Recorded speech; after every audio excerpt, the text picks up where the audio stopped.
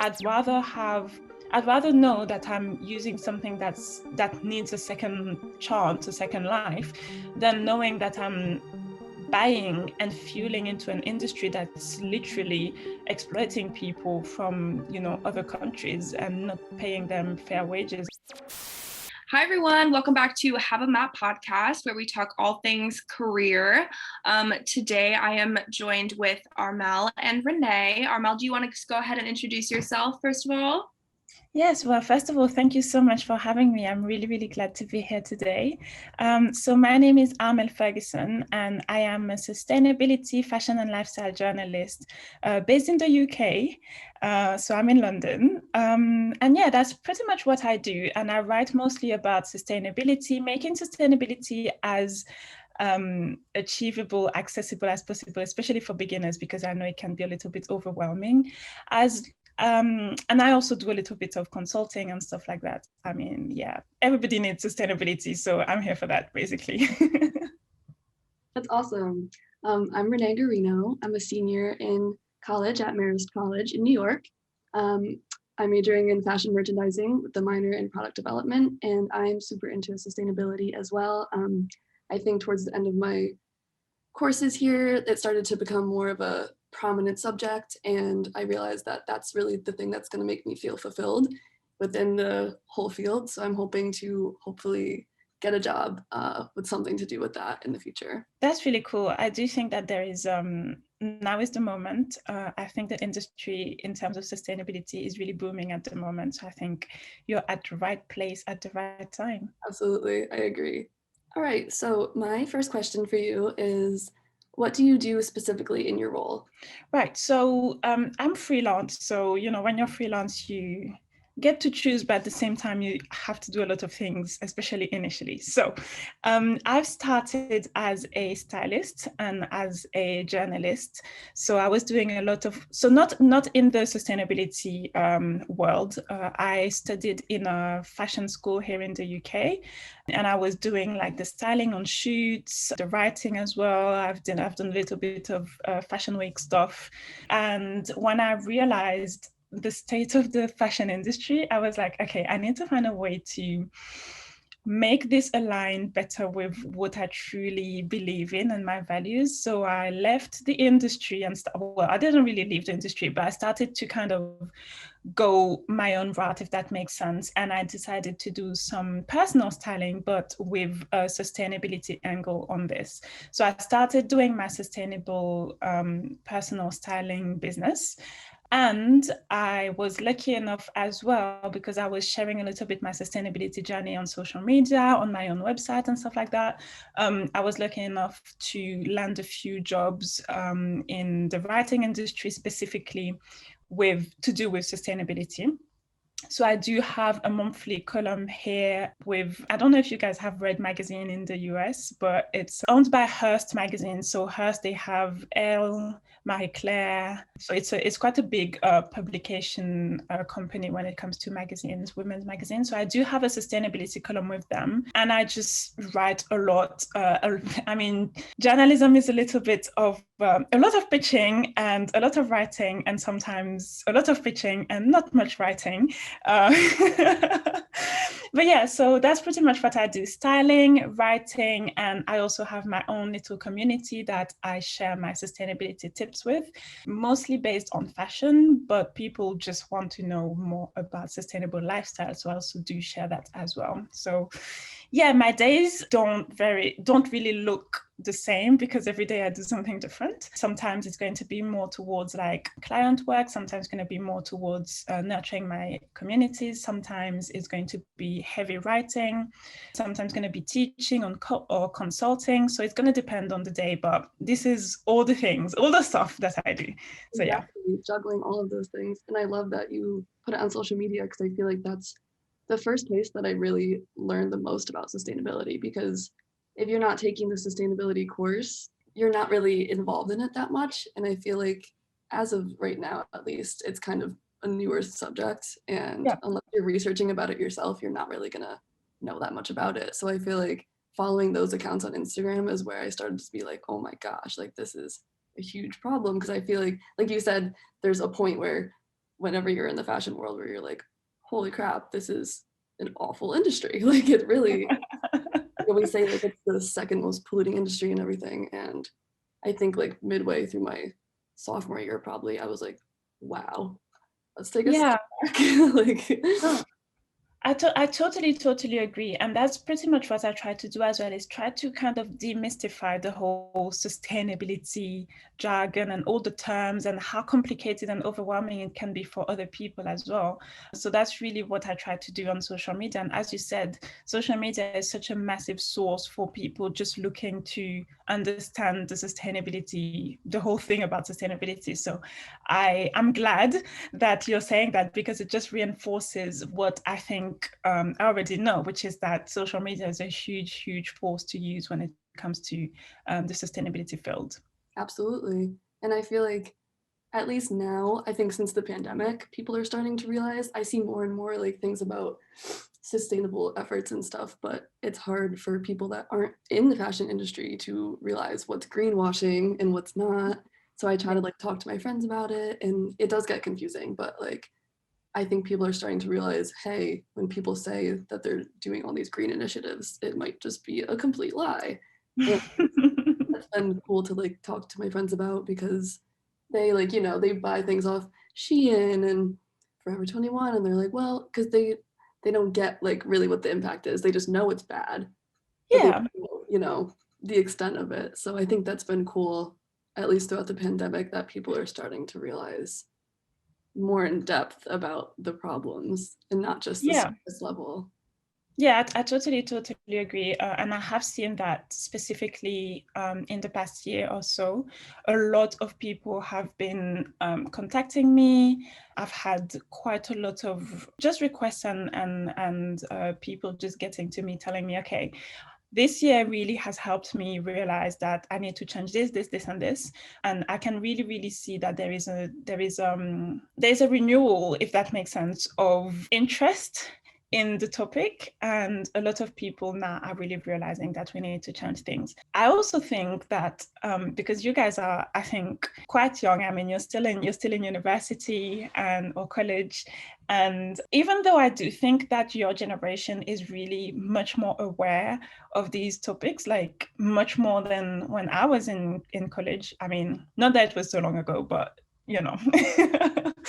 But I do think that we also need to realize that you guys are young, and I'm not really surprised that a lot of people are engaging in, you know, fast fashion and overconsumption, because I mean, I was the same when I was 19, 20, 21. It took me a while to really change my behaviors and my habits. So I do think that your generation, even though you guys have still the same bad habits that we used to have 10 years ago, you are also, I think, a catalyst for change. And it really makes me very happy to see how passionate you guys are, because I feel like, I mean, tomorrow's world is your world, basically. I mean, mine as well. I'm not that old, okay? I'm not that old, so. How old are you? I'm 28. Oh. Yeah, but I do think that in the past 5 or even 10 years, a lot has happened. And I do think that you guys are becoming adults and growing in a world that's slightly different and much more passionate than, you know, the world I grew up in, even though it was just 10 years ago. So, yeah.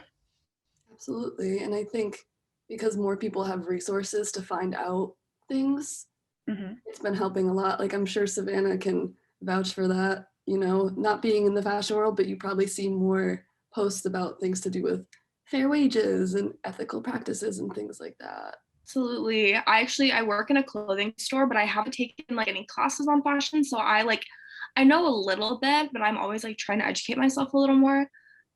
What kind of advice would you give to somebody that like wants to be more sustainable with their like buying practices and things like that? Like somebody that's new to like learning about these things. I think the key point when you're just starting is to understand that there's no perfect way to go about it. sustainability can be really, really overwhelming, especially when you're just starting. So if you try and do everything at once and to just get it perfect, like it's impossible. So what I would say is to go step by step and to probably choose one or two areas or one or two things that you want to focus on. I know that I personally started in my plate. So I didn't even start in fashion or in my wardrobe. I started in my plate, and then I was like, okay, so I can be a vegetarian, and then I can do this, and I can try and buy local, and I can try and buy seasonal. And then when my plate, now I'm plant-based and everything, when my plate was sorted, I was like, okay, now in my work environment, this is not working for me. So I need to make a change with my work, which obviously was fashion and my wardrobe and all this. And then I was like, okay, now I pretty much get that. So how can I also do better in my house and my lifestyle as a whole? So I think what we really need to understand is that if we try and do everything at once, it's going to be overwhelming, and eco-anxiety is a real thing, and I don't wish it on anybody. So really try and go step by step, try and focus on one or two things to start with, and then, once that becomes second nature, then move on to something else. I feel like that part resonated with me because the more I watch documentaries about all the plastic pollution and everything, I'll start to get so guilty about using like simple things like a cotton pad, or if I buy, a new shirt from the mall, I will really feel so guilty about it when part of me knows it's not me that's creating all the pollution, it's mostly corporations. But deep down, like every time I do something that, sets off something in my mind that's like, this is just something to add to a landfill, I feel like a lot of guilt comes from that, especially being a fashion major. Like we're supposed to be the people that advocate for it.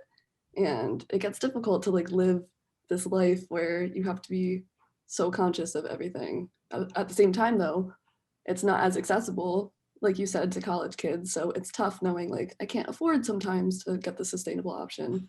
But like yeah, I mean that's definitely something as well that we need to take into consideration, is that a lot of the times if you're going to buy new when it comes to sustainability, is going to be a little bit more expensive. However, we also need to understand that sustainability is not something that we can buy. So the first step is really to try, and that's a mistake that a lot of people do at the beginning, is that instead of trying to see, okay, with what I have in my home, what can I reuse or repair, or like you don't have to have all the beautiful mason jars. That doesn't make you more sustainable than somebody who just uses the jar of olives that they just have, and now it's empty, so you just reuse it. So it's something that we tend to, and I think social media has a role to play in that, is that we have this aesthetic of what sustainability is supposed to look like, but we need to understand that real sustainability sometimes is pretty ugly, because it's very much about reusing and finding resources instead of wanting to create new resources because we try to get things new. So I think something that a lot of college kids can do, for example, is to, if you have the patience and if you have the passion, which I'm sure a lot of fashion students do, would be to go thrifting, for example, or buy secondhand. I know I absolutely love it, because I just feel that I find so many amazing pieces that a lot of people don't have. Sometimes it's going to be a piece that reminds me of the 90s or the 80s and stuff like that. And, also it feels really good when somebody tells you, oh, I really love this piece, where did you get it? And you're like, oh, sorry, it's vintage. Like it's a bit silly, but I feel that if you have that passion for fashion and for beautiful clothing and stuff like that, thrifting can really be much more empowering and much more interesting than fast fashion. Now, granted, you have to be a little bit more patient and a little bit more intentional about it, but I do feel that the rewards are so much greater as well. Definitely. I remember that was like one of the first, I think, catalysts into even being interested in fashion, was that I used to go to Goodwill and Savers and places like that, and I loved it. Like I had a place probably 5 minutes down the road, and I would go, and at that time it was like 2015, people weren't really that into thrifting yet, but like a lot of people would appreciate like, wow, you got that from this place? Like that's so interesting. And it would make me feel so good because it was like kind of more rare back then. But now I think as time has gone on, obviously it's a saturated market and you'll see everybody in there. But I just remember like being so happy to give these garments a second piece of life. And I think back then there's more of a stigma. People would be like, oh, I don't know if I could wear other people's clothes, or they'd be like, what if someone died in it? Like, you want to wear that? But it's like, I don't know. I think if you wash it, I don't think of it that way at all at this point. But No, definitely not. I think at this point, it's definitely harder now that everyone loves to go and thrift. I think I did used to find better stuff, but maybe I'm just thinking that. But, yeah, I mean, I think that there are definitely like tips and tricks to know when you're thrifting. For example, knowing to go thrifting in what we call wealthy or affluent areas, because usually the people who live in that area will go and give their stuff to the secondhand shop, and you might have really, really good pieces, designer and stuff, from the shop in these areas. So there's a few things to know. Also, try and figure out which days they put their stuff out, because some shops, they put the new stuff on the shelves on Thursdays or whatever. So there's definitely things to know. Also, try and be friends with whoever the shop assistant is. So there is things. It's true that now more and more people are interested in that, which, I mean, it makes it a little bit more difficult to find amazing pieces, but at the same time, it makes me happy because honestly, I'm tired of fast fashion. And the idea that somebody might have, like, somebody probably worn it before you isn't necessarily, to me, a problem, because I feel like I'd rather know that I'm using something that needs a second chance, a second life, than knowing that I'm buying and fueling into an industry that's literally exploiting people from, other countries and not paying them fair wages and stuff. So yeah, to me, the choice is easy, but I do understand that there is still, some mental blocks or whatever about the idea. But something that I like to say is that if you really think that every time you go to the restaurant, you have a new plate and cutlery that nobody put in their mouths before you, then you're completely delusional. So if you're happy eating in something that a complete stranger has eaten in before, then, I mean, granted, yes, they have amazing dishwashers and blah, blah, blah, really like professional industry quality, whatever. So obviously it's really clean. But what I'm saying is that it should, like, if you wash it, like, you'll be fine. Like, you're not gonna catch anything or die just because somebody won it before you. So yeah. Going back a little bit to kind of like some projects and things that you've been working on, I want to know a little bit more about like how you went like from high school and like your time in college and kind of how that guided your path to where you are now. So I don't think it's very relevant to go back all the way to high school because I started with something completely different. I actually have a master's in law, so it's very different from what I'm doing now. So after I did law in France, because you might hear that I have a slight French accent as well as my weird new British accent. So I studied law and I did all my childhood and whatever. So all this was a life before I even moved to the UK. Then when I came here to the UK, I did study fashion. So I studied fashion journalism, to be exact.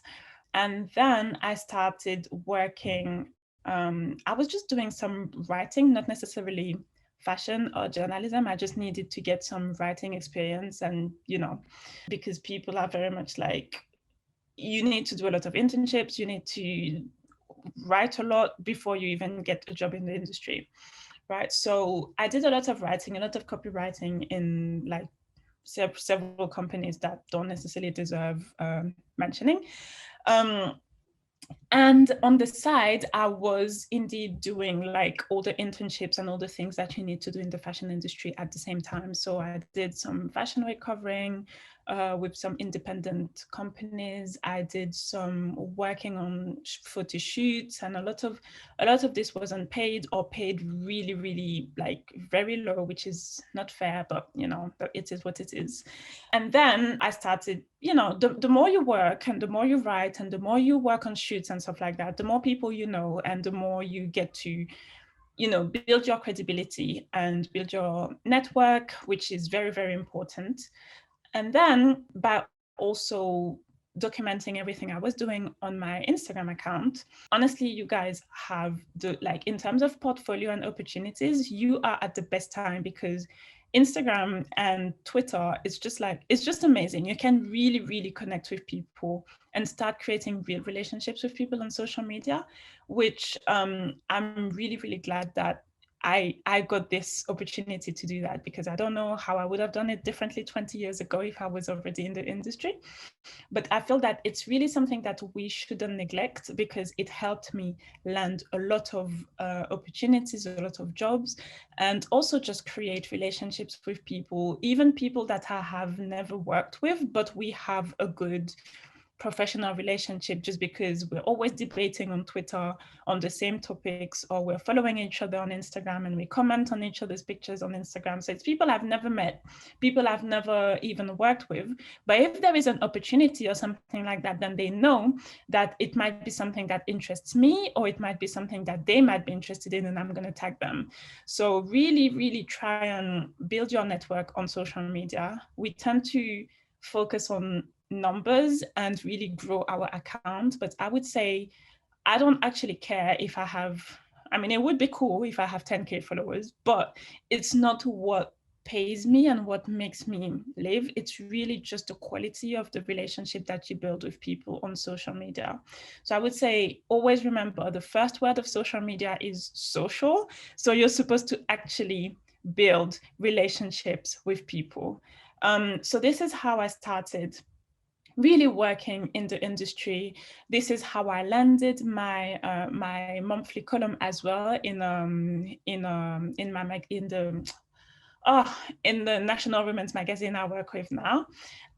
This is how I landed my tutoring, teaching job in the, I do some teaching like journalism and fashion and lifestyle journalism teaching as well for students. So this is how I landed that job as well. It's all through social media. And if you are really into writing, I would say that people need to see your writing. So you need to have a website. Nowadays, I know some people are like, oh my gosh, I'm going to write a website. I'm going to have a website and then tell people, oh, this is, yes, it's crucial. You can't call yourself a writer if nobody can see your writing anywhere. So yes, you need to have your work somewhere so that people, when they check you out, they can go and see what you're doing, what your work looks like, and really build relationships. So this is pretty much what I've done. And then when I decided, you know what, I don't really want to work and do some really crappy copywriting for all these companies, I had already built my my network and my experience as a stylist on shoots and stuff. But this is when I started to think, okay, I don't want to be doing that anymore. I want to help real people.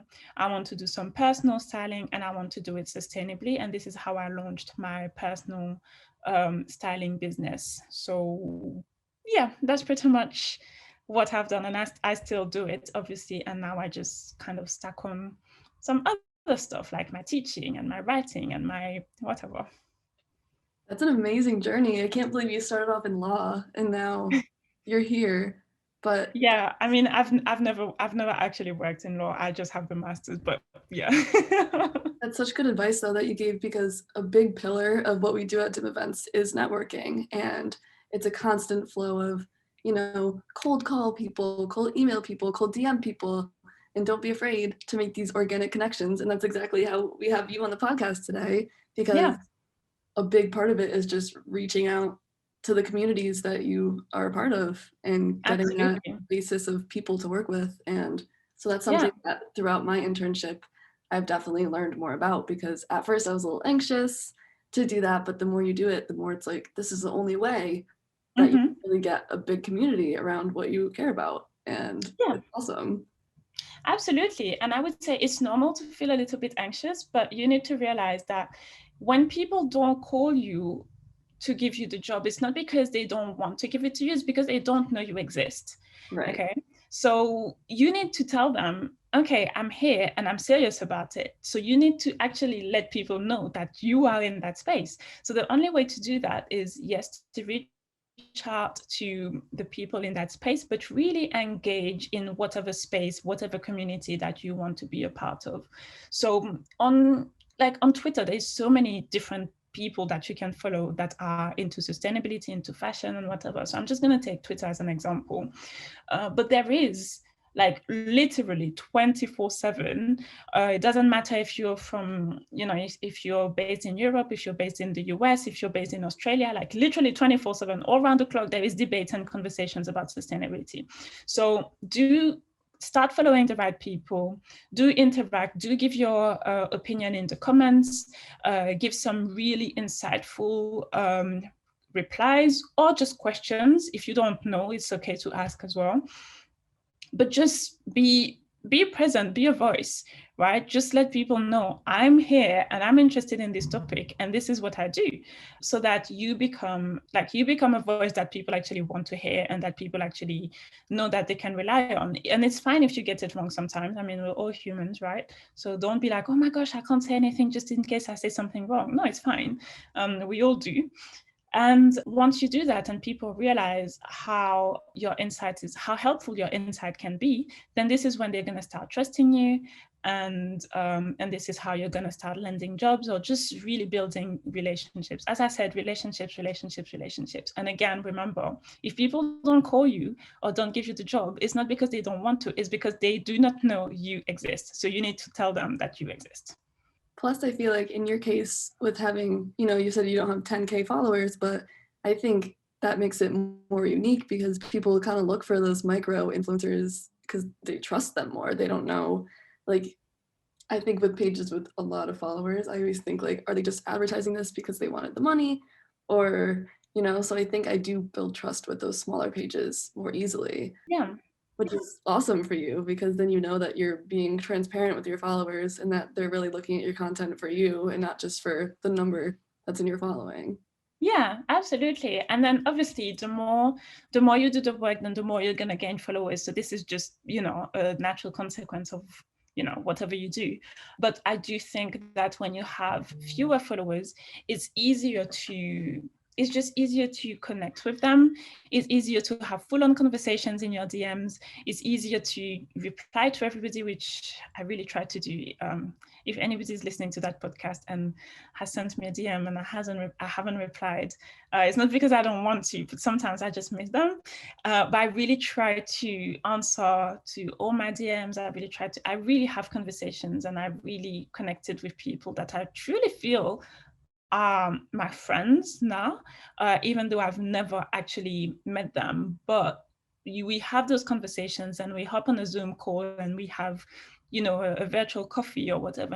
And you do that, I don't know, once a month or whatever.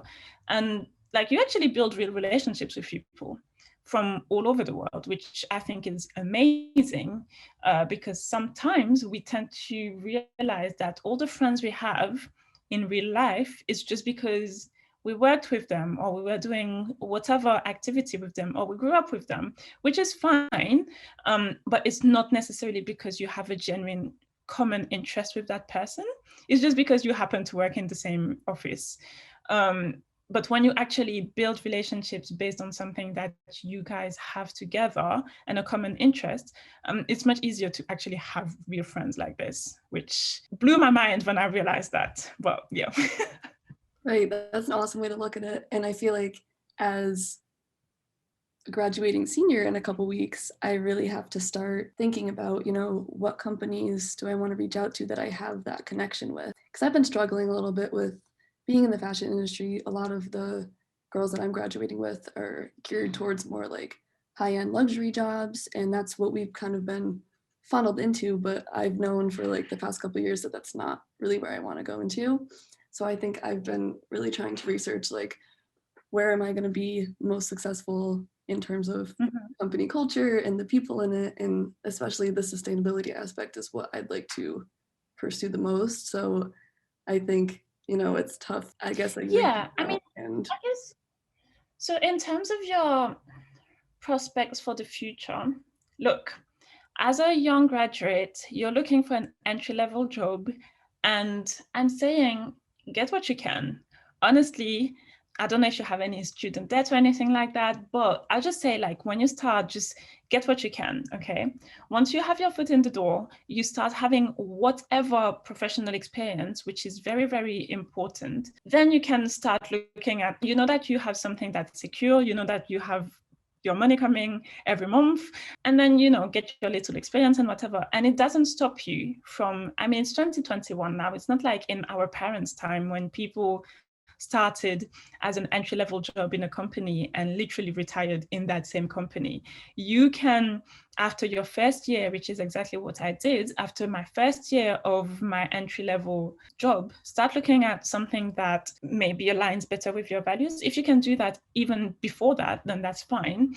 But I would say, like, for your entry-level job, obviously you do want to try and get something that's as much as possible aligned with what you truly want to do, but don't kid yourself. Like, your first job is not going to be your dream job. I mean, if it is, then amazing, I'm going to be very happy for you, but I've never heard of anything like that. Exactly. So another thing that I want to say is that you also have an advantage that if everybody in your promo or whatever wants to do very similar jobs, then your profile is going to stand out because you want to do something different. So that's really something that you want to emphasize. Also, there is a lot of, like, there are platforms online. If you don't necessarily have all the credential for sustainability, there are platforms online where you can just do like mini free courses, free online courses. Coursera, there is the Coursera platform, which has mini courses from a lot of universities all around the world. And you can either just do the course, or you can do the course and finish with an actual certification. That it's not much. It's like £40 or something. £40 would be maybe $50 or something like that. And you have all types of different mini courses. So I'm talking about sustainability now, but anybody who want to do get a little bit more knowledge on specific topics, just go on that platform and you're going to see, like, just type whatever topic you want to learn, and you're going to get so much knowledge on whatever topic. So that's something that you can add to your CV as well, even though it's not a master's degree or it's not like a bachelor or anything like that, but just putting on your CV that you have done these mini courses in sustainability, CSR, or green cities, or whatever it is, it's going to pique the interest of your recruiter, that's for sure.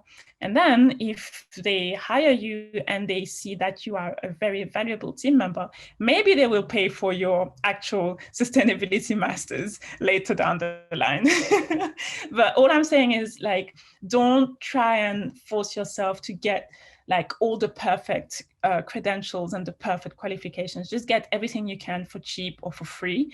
And then you can get all the real stuff. As long as you get the knowledge, the paper or the diploma or whoever says, yes, she did it, doesn't matter. You just need the knowledge.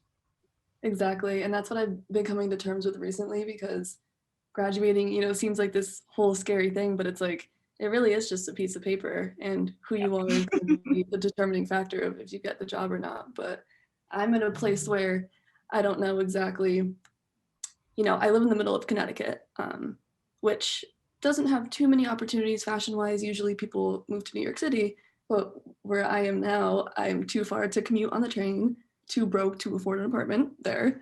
So I'm like, do I look for remote opportunities because we're still in the pandemic? Do I wait the summer and start looking for things in the fall when I feel like maybe I could move there? And then part of me is like, there's an internship that I am interested in for the summer, but it's not paid. So I'm like, with a degree now, do I want to put myself in a position where I'm still not going to get paid for something, even though I'm interested in it? Yeah. Or should I look for, a real position? So there's a lot of things like swirling around in my head at this point, and it's Yeah. difficult to like, I know I won't like have the dream job at first, but I'm still kind of at a place where I'm like, I don't know if I should continue interning places to like gauge my interest in things, if I should just get a job and see if I like it. And there's a lot, there's a lot going on. Well, I think really it depends on your situation. I do feel that it's very, very unfair. And I do think that when it comes to inequalities, that it like unpaid internships should be banned, in my personal opinion, because I feel that it just creates more inequalities between the people who already don't have much and those who can afford it and have the support of maybe parents who can give them extra money every month. And I feel that in a society that already has a lot of inequalities, let's say you come from an impoverished background or whatever, like you just can't afford to do unpaid internships. Like not everybody's parents can give them an extra 800, 1,000 pounds or dollars just to pay for their living expenses while they work for free. Like whoever thinks it's a good idea probably is benefiting from that system, or just doesn't think, just like it's just not fair. So in my opinion, unpaid internships should be banned. However, this is not the topic here. I just needed to say that because people need to know it's not ethical. I think that I personally only did unpaid internships while I was still studying. Okay. As soon as I left university, I needed the money, right? I needed to pay my bills. I needed to, right. So what I did is that I took jobs that were not necessarily ideal, and it was a lot of copywriting, not very fashion, not very sustainability, not very none of that. But, it paid the bills while I was trying to improve my knowledge and trying to improve whatever other experience that I could on the side. So I'm not going to tell you not to take any unpaid internship. I'm just going to tell you to truly look at your situation and see if maybe there is a way for you to have one foot in the industry that you truly want to work in, while at the same time finding a way to sustain yourself, because we all need money in this world to survive.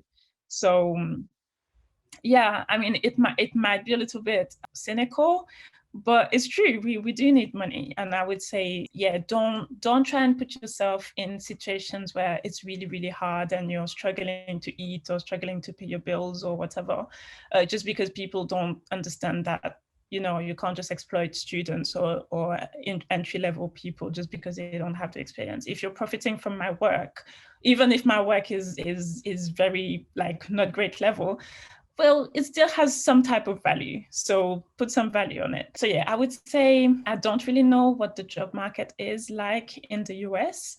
Right. But if you truly need to move to another state or another city or another location, especially if it's going to be New York, I know that New York City is pretty much like London, which means extremely expensive for no good reason. Then you might need to find a job just to sustain yourself, while at the same time trying to, as I said, look for these opportunities a little bit later down the line, where maybe you have a year or a year and a half of working experience already, and while also adding all these mini online courses on your CV as well. Absolutely. I'll definitely look into that because I think it could be beneficial, especially just to put something that'll stand out to them.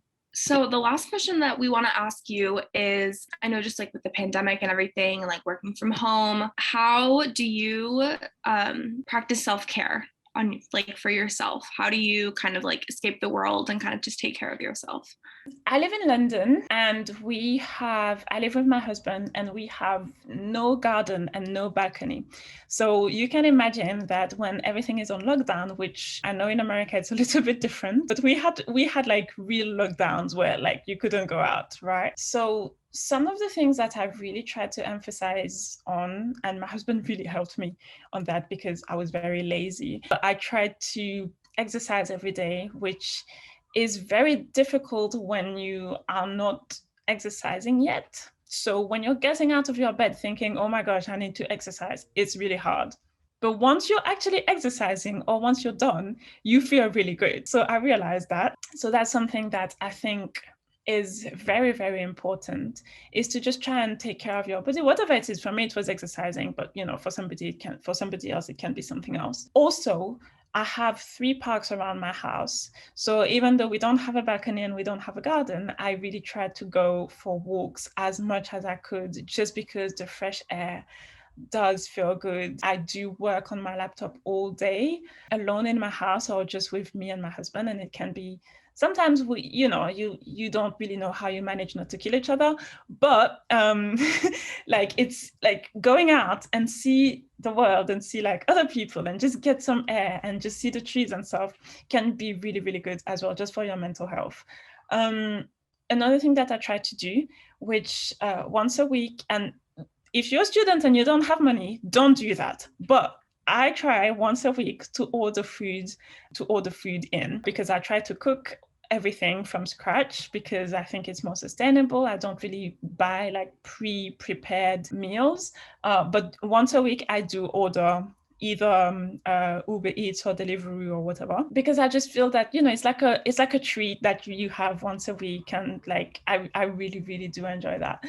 And yeah, so that's pretty much how it can sound kind of crappy, I don't know, but it's something that to me it works. So I try to exercise every day. I try to go to the park as often as possible, and I do order food out once a week, and I really make it like a feast, and I really make it very special. So that's that. What else do I do? There's also something that I do, is that at 9 o'clock, I ditch my phone. So at 9 p.m., I turn off my phone and I leave it in my living room until the next morning. So it doesn't mean I go to bed at 9 o'clock, really not. But I do turn it off and leave the screen, and I just read or just spend time just chilling, relaxing. Usually I read. Sometimes it might be some rubbish on Netflix or whatever. So yeah, and that really, really helped me. Actually, I don't know why I didn't mention that first, because it really, really helped me just have better nights. I am a 90s baby, so I am addicted to my phone, just like everybody else in my generation. So it was hard initially to leave the phone alone, but I really think that nothing really good happens on my phone after 9 p.m., to be honest. It's just literally me scrolling and like wasting time on Twitter, Instagram, and I don't even realize how much time has gone. And before I blink, it's midnight and I've done nothing. So yeah, I think it's really, really good to take like these 1 or 2 hours just reading or resting my brain or something like that. And it really, really helped me. So if you can do that, that's a good tip, actually. If you can do that, ditch your phone, depending on what time you go to bed, but I try to ditch my phone at 9 o'clock, and I usually fall asleep around 11. So yeah. That's awesome. We definitely need to take time to unplug, especially nowadays. Yeah. Well, I think that's all the questions we have, but thank you so much for coming on this podcast. It was so insightful, and I loved hearing all the advice that you had about sustainability and life. But thank you so much.